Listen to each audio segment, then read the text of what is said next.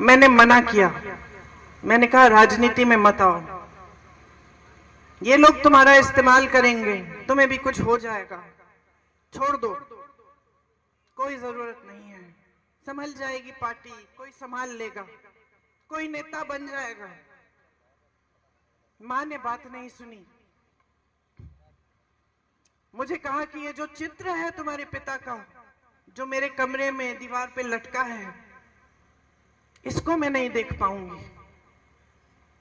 अगर आज मैं मुंह मोड़ लूंगी, पार्टी के लिए आगे नहीं बढ़ूंगी,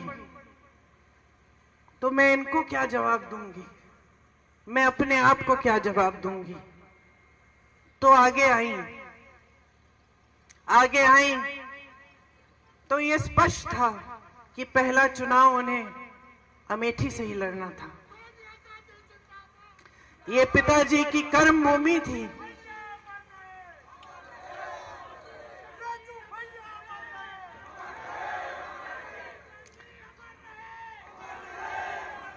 सच बताओ तो जब ये तय हुआ कि वो चुनाव लड़ेंगी अमेठी से, तो एक शाम को उन्होंने मुझसे कहा, प्रियंका कैसे करूंगी, मैं तो कभी चुनाव लड़ी नहीं हूं।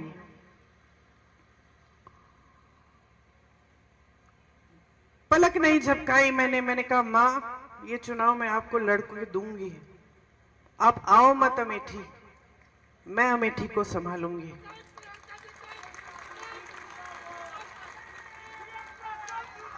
और मैं आपको बताऊं मैंने ये क्यों कहा, क्योंकि मैंने आपको बताया कि जब मेरे पिताजी शहीद हुए तो मैं नाराज थी, दुखी थी। मुझे ऐसा लगता था कि कोई मेरा दुख नहीं समझ सकता। लेकिन फिर कुछ हुआ। उनके अंतिम संस्कारों के बाद हम अस्थि विसर्जन के लिए इलाहाबाद आए, ट्रेन से आए। वो ट्रेन यहां अमेठी और रायबरेली से गुजरी। मैं बहुत दुखी थी, ट्रेन में बैठी थी, रात हो गई थी। ट्रेन यहां के स्टेशन पे रुकी। मुझे आज तक वो क्षण याद है। मैंने खिड़की से बाहर देखा और मैंने देखा कि ये तो बहुत लोग मेरी तरह रो रहे हैं, फूट फूट के रो रहे हैं। तो मुझे यह एहसास हुआ कि जो दुख मुझे महसूस हो रहा है वो तो यहाँ की जनता को भी महसूस हो रहा है। यहाँ के जो कार्यकर्ता थे, जो सारे इंतजार कर रहे थे बीच रात में कि राजीव जी को एक अंतिम बार देखेंगे, उनकी अस्थियों को देखेंगे, श्रद्धांजलि देंगे, उन सब के दिलों में वही दुख था जो मेरे दिल में था। आपने मेरे दुख के पल में आपने मेरा साथ दिया। मैं समझी कि मैं अकेली नहीं हूं इस दुनिया में, कि सिर्फ मुझे दुख नहीं हो रहा है, मेरे परिवार को दुख नहीं हो रहा है, सिर्फ मेरी मां टूटी नहीं है, मेरे भाई नहीं टूटे हैं, लेकिन अमेठी की जनता मेरे साथ रो रही है, क्योंकि उनका भी भाई, उनका बेटा चले गया। इसीलिए जब मां ने कहा कि अमेठी से चुनाव लड़ेंगी, तो बगैर हिचकिचाए मैंने कहा मैं लड़वाऊंगी, क्योंकि मैं जानती थी कि जब मैं यहां चुनाव लड़वाने आऊंगी तो मैं अपने परिवार के बीच आऊंगी।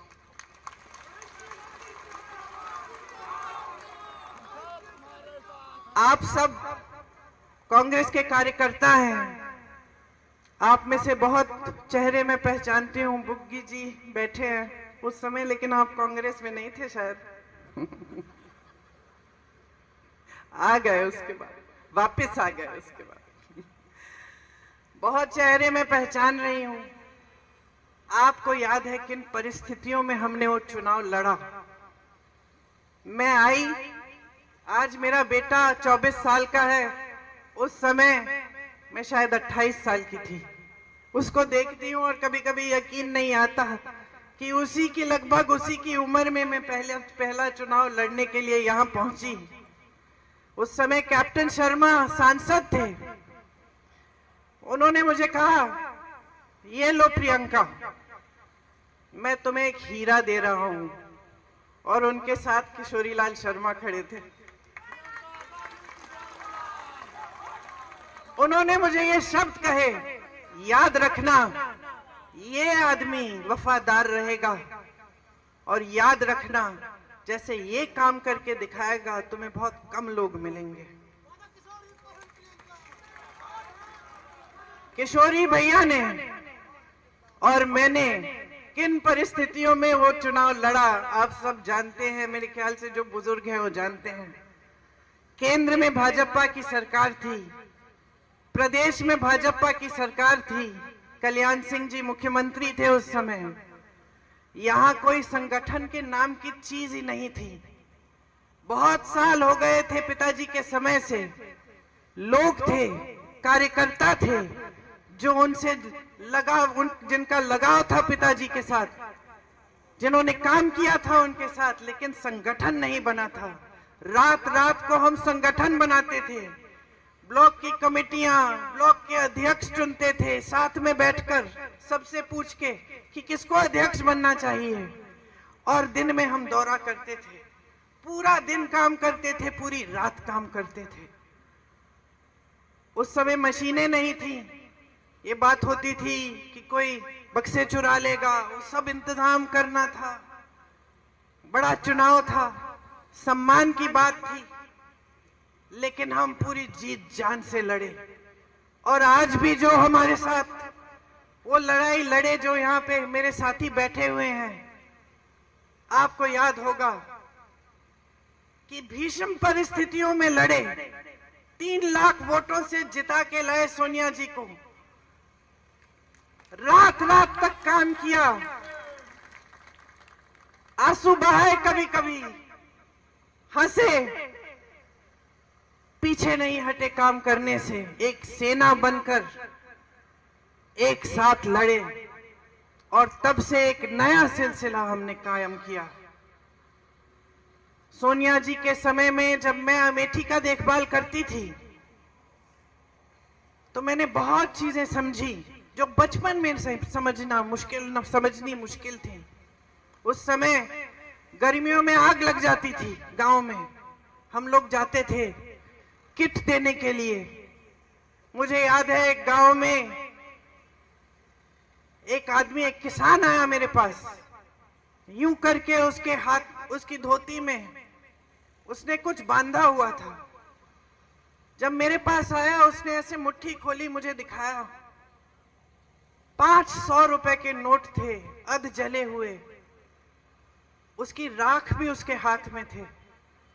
उसने मुझे कहा कि मैंने अपनी बेटी की शादी के लिए रखे थे, सब जल गया, सब खत्म हो गया। मैंने गरीबों का दर्द समझा, किसानों का दर्द समझा। मैंने अपनी बहनों को समझा जब मैं उनके बीच में घूमी, और मैंने देखा कि किस तरह के संघर्ष कर रही हैं, किस तरह अपने बच्चों की परवरिश कर रही हैं।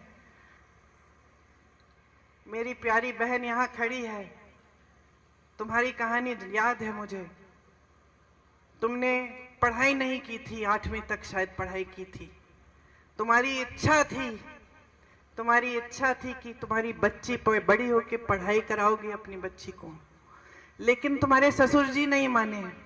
सही है, ससुर जी नहीं माने तो चुपचाप से, सुनिए, चुपचाप से घर पे फॉल सिलने का काम किया। और जब कोई देख नहीं रहा था तो जाके वो फॉल दुकान में ले जाती थी, और वो उससे थोड़ी सी कमाई कर लेती थी। किसी को बताया नहीं।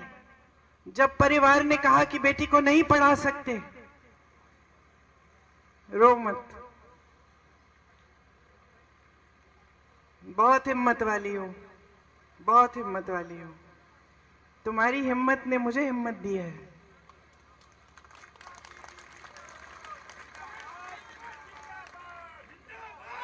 जब परिवार वालों ने बोला कि नहीं, बच्ची को पढ़ाने नहीं देंगे, तब इन्होंने कहा मैं पैसे दूंगी, पढ़ाने दो। आज बच्ची क्या कर रही है? बीए पास है ना? देखो इनका संघर्ष क्या था। इधर आ जाओ, मंच पे आ जाओ।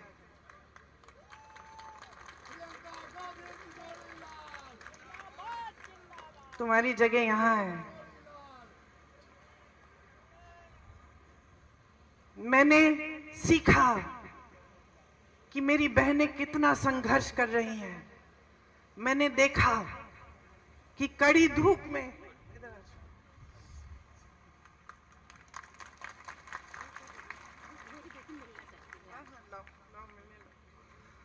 मैंने देखा कि कड़ी धूप में यहाँ का किसान कितनी मेहनत कर रहा है, हर संघर्ष का सामना कर रहा है, कमाने की कोशिश कर रहा है। बैठो ना, बैठो, मेरी जगह में बैठ जाओ, बिठा दो, दीपक उठ जाओ।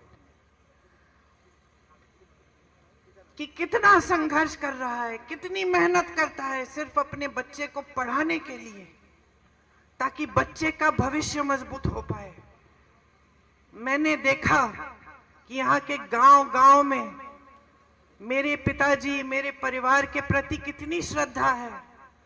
रात रात तक हम यहाँ के रास्तों से गुजरते थे तो लालटेन लेकर बुजुर्ग लोग हमारा इंतजार करते थे।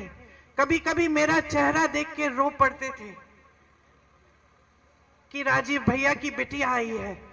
मैं समझी कि जनता की श्रद्धा का क्या मतलब होता है, कि उसका आदर करना चाहिए।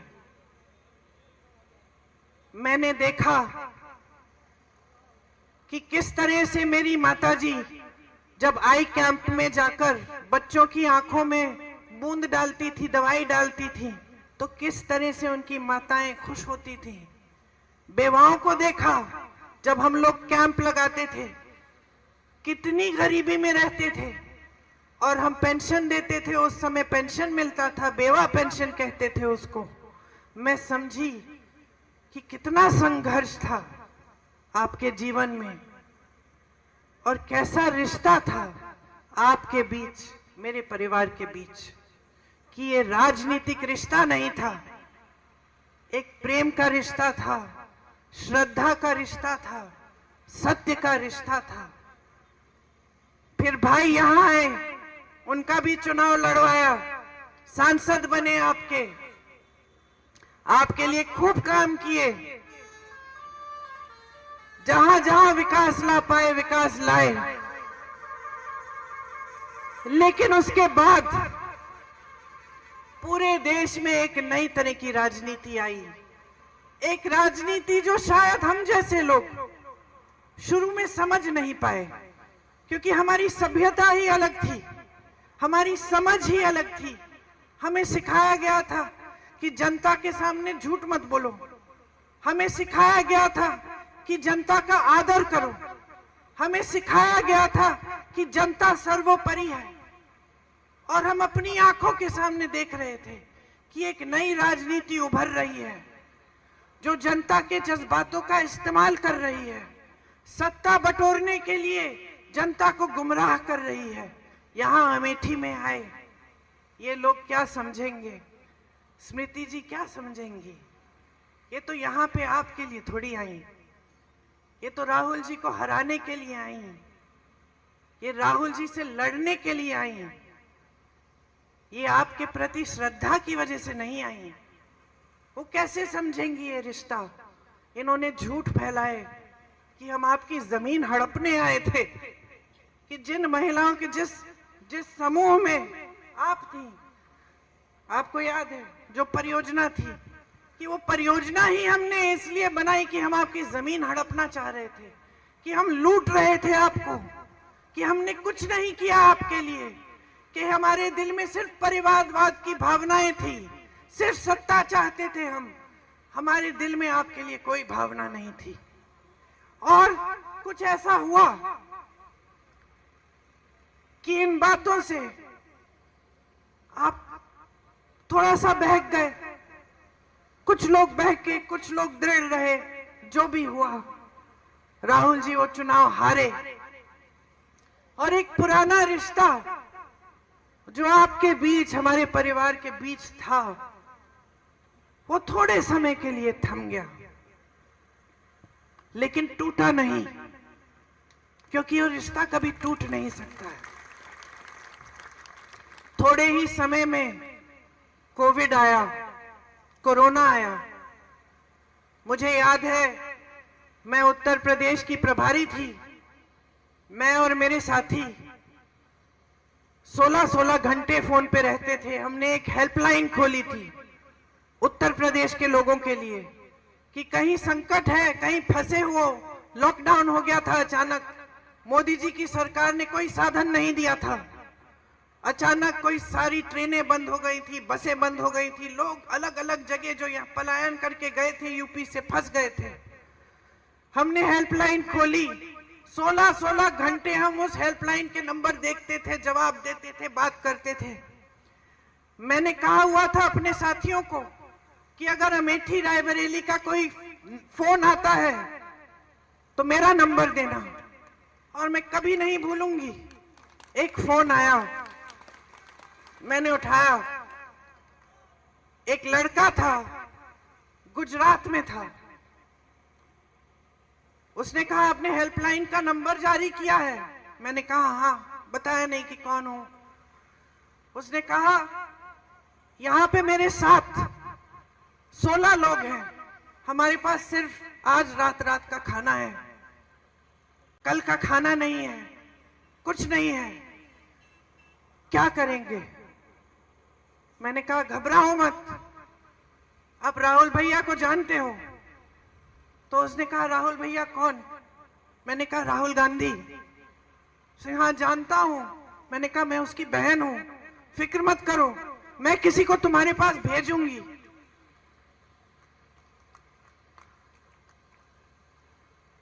मैंने अपने साथियों को कहा कि गुजरात में जो हमारे कांग्रेस के कार्यकर्ता हैं, एकदम उनको फोन करो, नंबर दो, पता दो, खाना भेजो और उनकी वापस घर आने के लिए सुविधा बनाओ।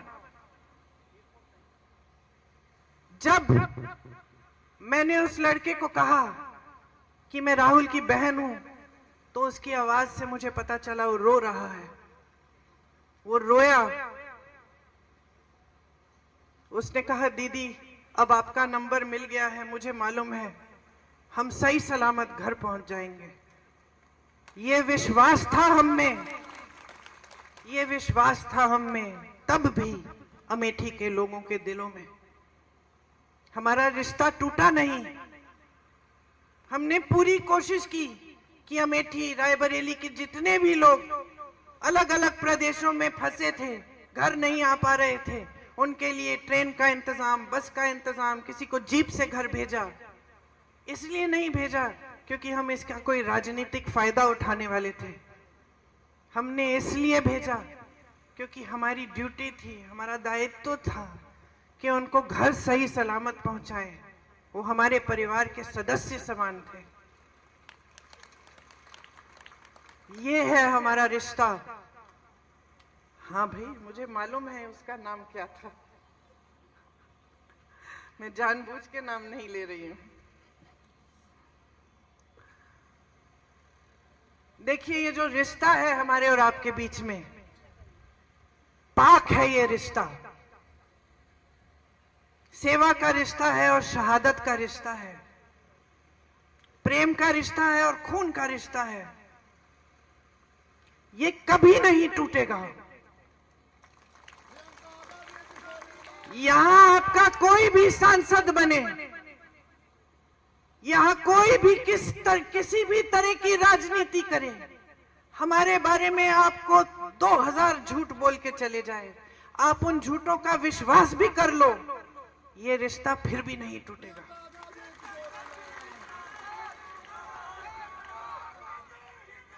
मैंने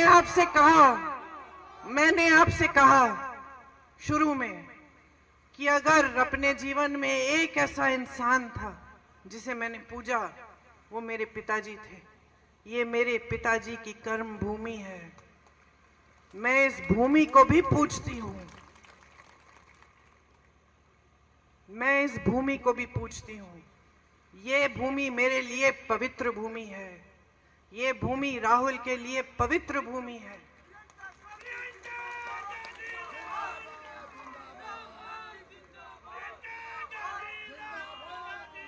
मैं आपको एक और बात बताती हूं कि मैं जानती हूं किशोरी लाल शर्मा को, मेरे ख्याल से अब कितने सालों से, उतने 40 सालों से। और मैं आपको एक बात बता सकती हूं, ये भूमि किशोरी लाल शर्मा के लिए भी पवित्र भूमि है। आज अगर हमने इन्हें आपका प्रत्याशी बनाया है तो पूरी समझ और पूरे विवेक से ये फैसला लिया है। अगर इस संसदीय क्षेत्र का गांव-गांव कोई जानता है तो ये जानते हैं, यहाँ की सड़क कोई जानता है तो ये जानते हैं, यहाँ का एक एक कार्यकर्ता जानता है तो ये जानते हैं। आज अगर मैं किशोरी जी से पूछूं कि उनका नाम क्या है, वो मुझे बता देंगे। वो ये भी बता देंगे कि इनके गांव में हमने हैंडपंप लगवाया था और इनकी बेटी को हमने पढ़ाया है, और बीच में ये हमसे नाराज भी हो गए थे क्योंकि इस गांव में जो दूसरे कार्यकर्ता हैं जिनसे इनकी लड़ाई है, उनको हमने थोड़ा आगे बढ़ा दिया था। इतिहास जानते हैं आपका। रिश्ते जब हमने बनाए तो इन्होंने भी बनाए, सेवा जब हमने की तो इन्होंने भी की, श्रद्धा जब हमने दिखाई आपके लिए तो इन्होंने भी दिखाई, जब हम आपकी समस्याओं को समझे तो इन्होंने भी आपकी समस्याओं को समझा। इसीलिए आज इनका हक बनता है कि ये आपके प्रतिनिधित्व के लिए यहां आज खड़े हों, क्योंकि उन्होंने उतना ही काम किया है आपके लिए जितना हमने किया है, और उतनी ही श्रद्धा के साथ किया है। आज पूरे देश में जो राजनीति फैली हुई है वो झूठों की राजनीति है, नाटक नौटंकी की राजनीति है। प्रधानमंत्री जैसे बड़े नेता चुनावी मंच पर आकर इतनी हिम्मत नहीं कर सकते कि आपको बता दें कि 10 सालों में उन्होंने कितने रोजगार बनाए, महंगाई को कितना कम किया और क्यों और कैसे। आपके सामने आकर इतनी हिम्मत नहीं है कि आपको बताएं कि कितनी संस्थाएं खोली हैं, कितने बड़े बड़े उद्योग खोले हैं, क्या नया किया है इस देश के लिए 10 सालों की सत्ता को लेकर। प्रधानमंत्री आपके सामने आते हैं, एक ही रट लगा रखी है कि 70 सालों में कांग्रेस ने कुछ नहीं किया, एक परिवार के खिलाफ दिन रात बोलते रहते हैं। इंदिरा गांधी जैसी शख्सियत को जो शहीद हुई इस देश के लिए, जिन्होंने पाकिस्तान को तोड़कर बांग्लादेश बनाया, उनको देशद्रोही कहते हैं। राजीव गांधी जैसे देशभक्त को देशद्रोही कहते हैं। कहते हैं कि राजीव गांधी ने अपनी मां की विरासत को टैक्स न भरने के लिए कानून बदल डाला। वो कभी नहीं समझ पाएंगे। राजीव गांधी ने अपनी मां से धन दौलत नहीं ली विरासत में, विरासत में उनको इस देश के लिए मर मिटने का जज्बा मिला, शहादत मिली, यही उनकी विरासत थी। लेकिन जो लोग सिर्फ सत्ता का मोह लिए घूमते हैं, सिर्फ अपने लिए सत्ता चाहते हैं, ये समझ नहीं पाते हैं कि सत्ता जनता ने दी है, जनता के प्रति दिल में कोई श्रद्धा नहीं है, वो लोग इस बात को समझ नहीं सकते। वो लोग आज आपकी सच्चाई को भी नहीं समझ सकते, कट चुके हैं आपसे। प्रधानमंत्री जी मंच पे खड़े होकर कैसी कैसी बातें करते हैं कि कांग्रेस पार्टी एक्सरे की मशीन लेकर आपके घरों में आकर आपके गहने चुराएगी, आपका मंगलसूत्र ढूंढ निकालेगी और उसको चुरा लेगी और आपकी संपत्ति किसी एक कौम को दे देगी। और आपके पास 2 भैंसे हैं तो एक भैंस भी चुरा लेंगे। ये ऐसी बातें प्रधानमंत्री जी कर रहे हैं। पद की गरिमा क्या है? पद क्या है? देश के प्रति जिम्मेदारी क्या है? देश क्या सोचेगा? आज देश जवाब मांग रहा है। देश कह रहा है कि हमें ये नाटक नौटंकी नहीं चाहिए। हमने बहुत चुनाव लड़ने दिए हैं आपको धर्म के आधार पर, बहुत हिंदू मुस्लिम कर लिया है आपने। इस चुनाव को हम लड़ेंगे और हम अपने मुद्दों पे लड़ेंगे। आज जनता कह रही है मेरी समस्याओं को सुनो, पहचानो।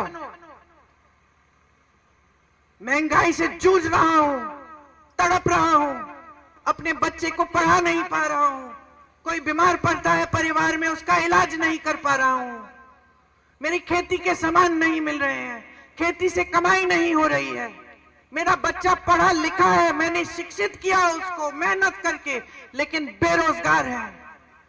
आज जनता कह रही है मेरी आवाज सुनो। आज जनता कह रही है कि बहुत हो गया है, हमें वो पुरानी राजनीति वापस चाहिए। हमें वो राजनीति चाहिए जिसमें देश का प्रधानमंत्री हमारे गांव में आता था और हम उसको डांटते थे। हम कहते थे कि हमारे बिजली का खंभा लगा दिया आपने, लेकिन तार नहीं लगाया, तार लगवाइए। प्यार देंगे आपको लेकिन वोट नहीं देंगे जब तक आप हमारा तार भी नहीं लगाएंगे। हमें वो राजनीति वापस चाहिए। आज जनता कह रही है कि हमें सच्चाई, सत्य की राजनीति चाहिए, झूठे नेता नहीं चाहिए। हमें वो नेता चाहिए जो सच बोलने की हिम्मत करे हमारे सामने। जनता कह रही है कि हम ऊब चुके हैं। ये धर्म के नाम पर, जाति के नाम पर बहुत गुमराह किया है आपने हमको। अब हमारे सामने आओगे तो हमारी बात करो, हमारे मुद्दों की बात करो। चुनाव लड़ोगे तो हमारे मुद्दों पे लड़ो। हमें बताओ हमारे लिए कौन सी स्कीम लाए हो, हमारे बच्चों के रोजगार कैसे दिलवाओगे, हमारा गांव विकसित कैसे करोगे। 10 साल पहले इन्होंने कहा था सबका साथ सबका विकास, आज कह रहे हैं विकसित भारत। 10 सालों में किसका विकास किया? अपने बड़े बड़े खरबपति मित्रों का। जनता देख रही है, समझ रही है आज कि सारी संपत्ति इस देश की जो जनता की संपत्ति है वो इन्होंने अपने बड़े बड़े खरबपति मित्रों को दे दी है। देश का कोयला, देश की बिजली, देश के सारे खदान, देश के हवाई अड्डे, देश के बंदरगाह सारे दे दिए हैं अपने बड़े बड़े खरबपति मित्रों को। उनके कर्ज माफ हो रहे हैं लाखों करोड़ के। देश का किसान, उत्तर प्रदेश का किसान 1 लाख रुपए के लिए कर्ज लेता है, अपनी बेटी की शादी करने के लिए कर्ज नहीं दे पाता है और आत्महत्या करता है। उत्तर प्रदेश का किसान कतार में खड़ा होता है खाद वितरण के लिए, 2-2, 3-3 दिन खड़ा रहता है ये सोच के कि खाद मिलेगा, कमाई हो जाएगी। उसी कतार में खड़े खड़े मरकर गिर जाता है। मैं उसके घर गई हूं और उसके लिए 1 रुपया कर्ज माफ नहीं करते ये प्रधानमंत्री। कभी इनको देखा है राजीव जी की तरह, इंदिरा जी की तरह, सोनिया जी की तरह, राहुल जी की तरह आपके घरों में जाते हुए? कभी झुक के किसी दरवाजे के अंदर घुसे हैं, किसी झोपड़ी में? कभी पूछा है किसी किसान से कि किस तरह से कमा रहे हो तुम? पूरे दिन बाहर खेती में काम करते हो, रात को पहरेदारी कर रहे हो, हमारा पशु तुम्हारा खेत चल रहे हैं, कैसे करते हो? सोते कब हो? अपना देखभाल कैसे करते हो? कभी पूछा है इस प्रधानमंत्री ने? कभी नहीं। आप अमेठी के वासी हो, आपके सांसद प्रधानमंत्री थे, झुक के आपके पास आते थे। ये प्रधानमंत्री वाराणसी से बार बार चुनाव जीतते हैं, एक गांव में नहीं गए हैं, वहां एक गरीब के घर में नहीं घुसे हैं, एक बार झुक के आपसे बात नहीं की है। बड़े बड़े मंचों पे दिखते हैं, सारी फोटो खींचते हैं, पिक्चर बनाते हैं, सफेद कुर्ता पहनते हैं, उस पे एक धूल का दाग नहीं दिखता, एक बाल इधर उधर नहीं होता। क्या समझेंगे आपके जीवन के बारे में? क्या समझेंगे आपके संघर्षों के बारे में? कट चुके हैं पूरी तरह, लोग डरते हैं उनसे, उनके सलाहकार डरते हैं, अधिकारी डरते हैं। कौन बताएगा कि आज देश में क्या हालात हैं? उनको तो दिखेगा नहीं, वो तो सोने के महलों में रहते हैं, झूठों से घिरे हुए। क्या क्या बहकी बहकी बातें कर रहे हैं, लोग हंस रहे हैं, उनको ये भी पता नहीं चल रहा है आज की लोग उनकी बातों पे हंस रहे हैं। तो आप कांग्रेस के कार्यकर्ता हैं, हमेशा अपने निष्ठा से काम किया है। अमेठी के कार्यकर्ता हैं, भीषण परिस्थितियों में चुनाव लड़े हैं, डट के लड़े हैं, हिम्मत से लड़े हैं, कभी पीछे नहीं हटे हैं। आप लड़ोगे ये चुनाव, आप ऐसे लड़ो जैसे अपना चुनाव है, जनता का चुनाव है। उनको धन बल से लड़ने दो, हम जनता के बल से लड़ेंगे। उनके पास सारे साधन हैं। मत भूलो कि जब भगवान राम रावण से लड़े थे तो भगवान राम के पास सत्ता नहीं थी, रथ नहीं था, सोना नहीं था। भगवान राम वनवास में थे, लेकिन उन्होंने हिम्मत बनाई, गए लड़े रावण से। उनके दिल में सिर्फ सत्य था। आज ये सत्य की लड़ाई है, ये लोकतंत्र की लड़ाई है, ये संविधान की लड़ाई है, ये इस देश की लड़ाई है, इस देश की जनता की लड़ाई है। ये अपने लिए नहीं लड़ रहे हो चुनाव, ये किशोरी लाल शर्मा के लिए नहीं लड़ रहे हो, ये आप अपनी धरती के लिए लड़ रहे हो, अपने देश के लिए लड़ रहे हो, अपने लोकतंत्र के लिए लड़ रहे हो, अपने संविधान के लिए लड़ रहे हो। मन बनाओ, मन बनाओ। जिस दिन मन बनाओगे तो कोई नहीं हरा पाएगा। इस चुनाव को जीत के जाऊंगी मैं यहां से, मैं आपके बीच आऊंगी, आपके साथ लड़ूंगी और अमेठी के इस पवित्र धरती में सही राजनीति, सत्य की राजनीति वापस लाने के लिए लड़ूंगी और कोई हमें हरा नहीं पाएगा। ये मैं आपसे कह रही हूं, ये वचन मैं आपको देके जा रही हूं। आज आप जब इस मीटिंग से जाएंगे, मैंने रायबरेली में 2-3 दिन पहले जब सभा की थी तो मैंने घंटे गिने थे। अब आप गिन लीजिए कितने घंटे हैं। उस समय वहां पे 330 के तकरीबन थे, अब कम हो गए हैं। 2-4 घंटे सोने के लिए रखिए, बाकी घंटे बाहर जाइए, प्रचार करिए, लोगों को समझाइए, लोगों को इस देश की सच्चाई दिखाइए, बताइए, प्रमाण दीजिए कि कांग्रेस ने जहां जहां सरकार है क्या क्या करके दिखाया है।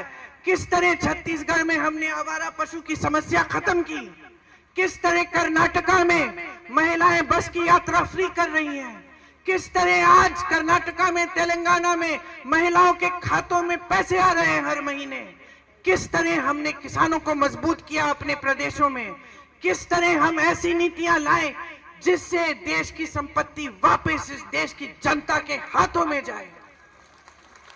बताइए, समझाइए, सच्चाई दिखाइए, जनता को कहिए कि जनता जो जी रही है वही सच्चाई है, उस आधार पर वोट दे। तरक्की नहीं आई है आपके जीवन में, 10 साल बीत गए हैं, मोदी जी के झूठ सामने आ गए हैं, हराइए इनको, बदलाव लाइए, एक नई सरकार लाइए, एक नई राजनीति जो पहले पुराने असूलों पर आधारित है वो लाइए इस देश में। मैं आपसे पूरी उम्मीद रखती हूं कि एक सेना की तरह आप ये चुनाव लड़ेंगे, ये चुनाव जीतेंगे और यहां अमेठी से इस पूरे देश में ये संदेश देंगे कि बहुत हो गया है, हमें सच्चाई की राजनीति वापस चाहिए। आपने बहुत ध्यान से मेरी बातों को सुना, मैंने दिल की बात बोली। आपके सामने अपनी सच्चाई रखी। मैं आपकी आभारी हूं कि हर संकट में आपने साथ दिया। मेरे आंसू आपने पोंछे, मेरे साथ आप लड़े। आपने हमेशा हमें आदर दिया, सम्मान दिया। मेरा परिवार जो है इस देश में वो आपकी वजह से है। आपको धन्यवाद देती हूं। एक बार मेरे साथ जोर से बोलिए, जय हिंद। एक और बार जय हिंद, और एक बार राजीव जी के नाम जय हिंद। धन्यवाद।